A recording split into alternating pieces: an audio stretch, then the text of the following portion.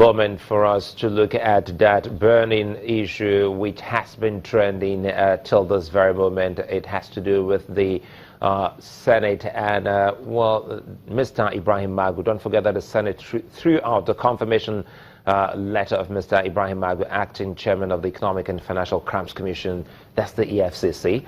The Senate, in rejecting his confirmation, explains that security report made available to it by the DSS, another agency of the government, shows that Mr. Magu is not fit to be chairman of the body. In the letter dated October 3rd, addressed to the clerk of the Senate in reference to a letter by the Senate dated September 21st, 2016, asking for Magu's security check, the DSS noted, look at what we have from that letter, why Senate rejected Magu's as EFCC boss. Reacting to this, the Socio-Economic Rights and Accountability Project setup has called for the United Nations to intervene in the matter. We'll look at all of that, but I have two guests here with me in the studios. Right here in Lagos, we have Mr. Ikechuku KJ. He's a legal practitioner. Good to have you join us this evening. And right in our Abuja studios is Mr. Chido Onuma, a former staff of the Commission. Mr. Onuma, let's start with you. Good evening and thanks for joining us. This, I'm quite sure it must have hit you as a surprise, isn't it? It wasn't really a surprise, Suleiman. I don't think many people were surprised knowing the kind of Senate we have. It didn't come as a surprise, really. Why didn't this come to you as a surprise? Because one would have thought that everyone, for some rather, they thought it was a shocker.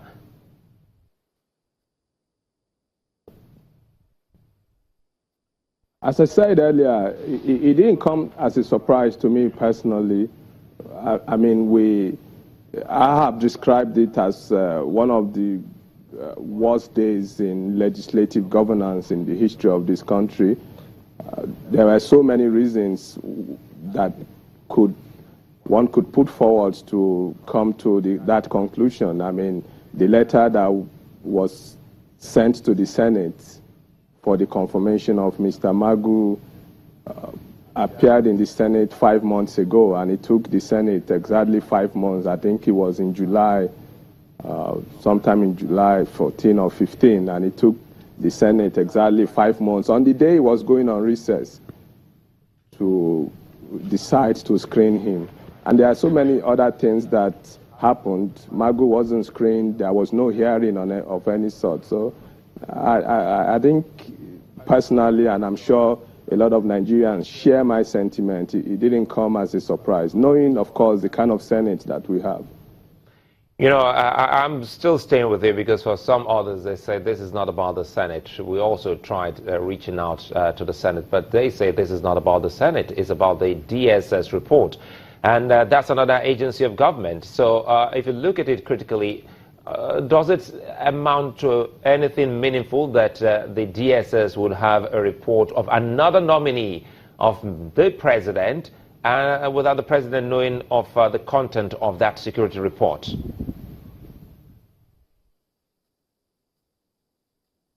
I think you've raised a very fundamental issue, and that's one part of the problem. We can, and these are legitimate concerns, raise issues about why that should happen, whether the president was privy to the report sent by the DSS. It's all about the Senate, and we shouldn't run away from it. As much as the Senate would like to try to pass the buck, they had the responsibility in screening Mr. Magu. That didn't take place. So it's all about the Senate, and I keep focusing on them. Of course, the DSS has the right to send security report, and I'm sure also that there were reports from other people, petitions from other groups. So are we assuming that if this report from the DSS wasn't tabled before the Senate wouldn't have screened Magu based on the petitions or asked questions based on the petitions that were sent by other groups? So they had a fundamental role to play in all of this. They needed to do a proper confirmation hearing. Did the Senate Committee on Corruption do anything? Did they investigate the report that was sent to them by the Senate? Did they do their own due diligence, personal investigation about Magu and all the other petitions? And I think they should have given him a chance, a fair hearing. They ought to have heard from him. They didn't. They called him to the chamber and told him that we had 2 reports, not 1, 2 reports on you by the DSS. And for that reason, we are not going to screen you. I don't think that's how a genuine Senate, a Senate that has the interests of the mass of our people in mind, should act. Mr. Honorable, we'll come back to you quickly. Let's get to Mr. Ikeji on this matter. He said he's not surprised that this is coming and is putting the entire blame on the table of the Senate. What's your reading of this non-confirmation of Mr. Magu? I think the word that the EFCC Act used is confirmation.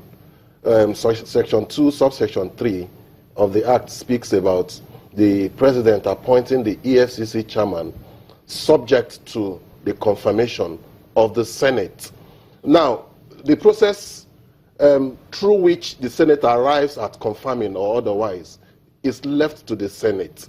It would be wrong for us to conjecture and go behind the scenes and start seeking for the processes that the Senate went through in either confirming or not confirming. But first, there has to be an understanding that EFCC is an institution. It's not about a person.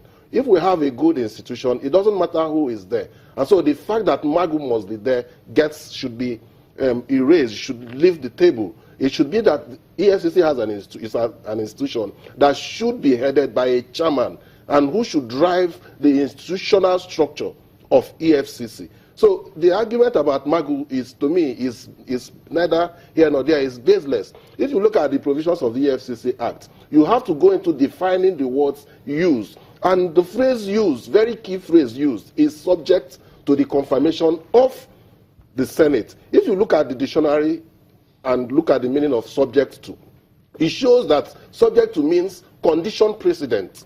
In other words, there's a supervising authority on another authority. So the confirmation is a superior authority to the appointment by the president. And so if that confirmation is not got, EFCC, Magu cannot claim to still remain on the seat. What it simply means is that acting capacity, Magu as acting chairman of the EFCC, shouldn't even come onto the table. The discussion whether there was something the Senate has against Magu or not, or that Senate is trying to get back at Magu for corruption and all that, shouldn't come to the table. It is a constitutional role that the Senate has carried out. It has the constitutional role, it has the statutory role, both constitutionally and statutorily.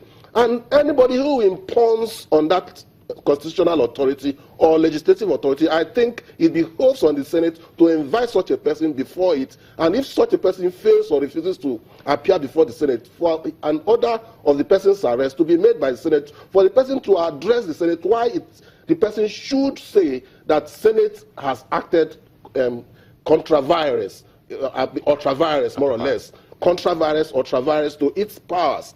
So I don't find the argument about Magu meaningful. I think that we should leave the argument on EFCC as an institution. As we leave that argument, I also posed a question I asked Chido Onuma a while ago, because if you look at it, the DSS is also an agency of the government. Yes. And one wonders if the DSS has any finding on a nominee of Mr. President without the president knowing of it, and the public, the press, and even the Senate getting first-hand information before the president. Is that how it works?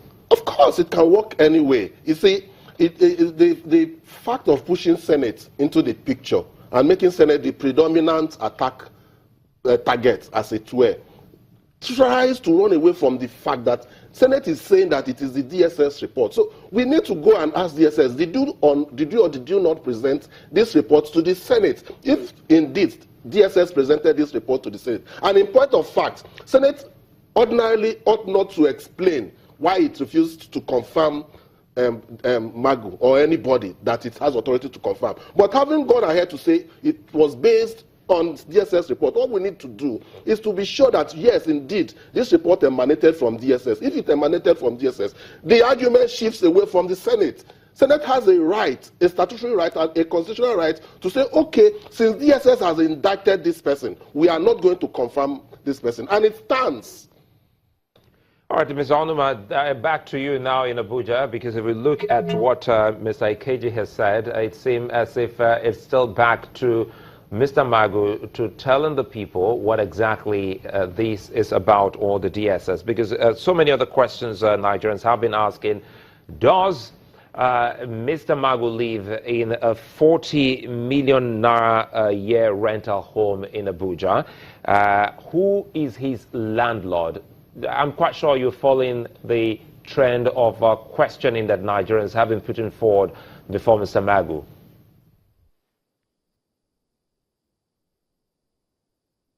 Thank you, Suleiman, and I would very much like to address some of the questions. But let's go back to your discussion with your guest. I think it's complete baloney for your guest in Lagos to assume that the procedural challenge for the Senate here is not an issue. Let's assume he was appointed or nominated to head the EFCC, and somebody wrote a petition that he raped a 10-year-old.